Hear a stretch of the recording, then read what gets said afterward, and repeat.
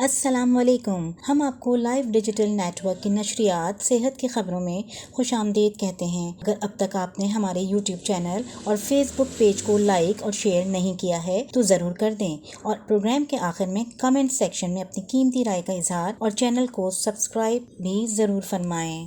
آج کی خبروں کی سرخیاں ملاحظہ فرمائیں. وفاقی وزارت صحت کی جانب سے سیلاب سے متاثرہ علاقوں میں 1200 ہیلتھ کیمپس لگانے کا اعلان. Pakistan medical and dental council کے ارکان کے انتخاب کے بجائے انٹرویو کے ذریعے کونسل اراکین کی نامزدگی کا فیصلہ. سندھ گورنمنٹ ہسپتال سعودآباد ملیر کے غریب مریضوں کی امانت ہے.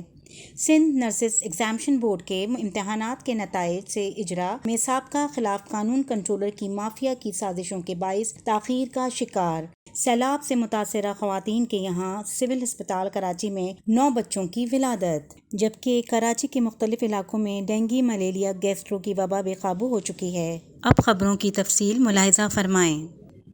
وفاقی وزیر صحت عبدالقادر پٹیل نے سیلاب سے متاثرہ علاقوں میں صوبائی ای او سیز اور خان یونیورسٹی کے اشتراک سے 1200 میڈیکل کیمپس لگانے کا اعلان کیا ہے. صوبائی وزیر صحت ڈاکٹر عذرا فضل پیجوہو کی جانب سے سیلاب سے متاثرہ طبی کیمپوں میں 6,60,000 لوگ مختلف امراض میں مبتلا ہیں.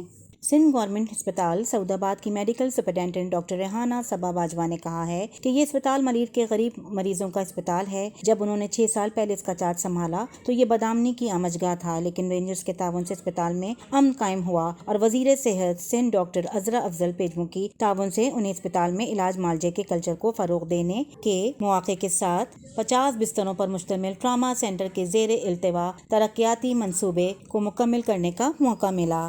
اس کے فعال ہونے میں صرف بجلی، گیس اور پانی کے کنیکشن رکاوٹ ہیں. وہ مقامی ہال میں اپنے ریٹائرمنٹ کے موقع پر اپنے اعزاز میں منعقدہ الوداعی تقریب سے بحیثیت مہمان خصوصی خطاب کر رہی تھیں. اس موقع پر ڈی جی رینجرز کی جانب سے انہیں کیک کے تحفے کے علاوہ طبی اور نیم طبی عملے کی جانب سے مختلف تحائف دینے کے علاوہ انہیں یادگاری شیل بھی دی گئی.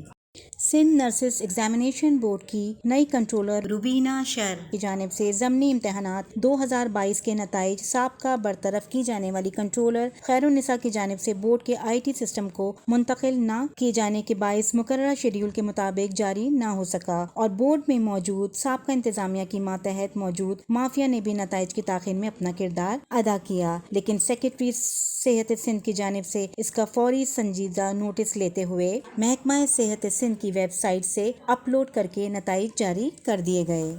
آج کی خبروں کا وقت ختم ہوا. خدا حافظ.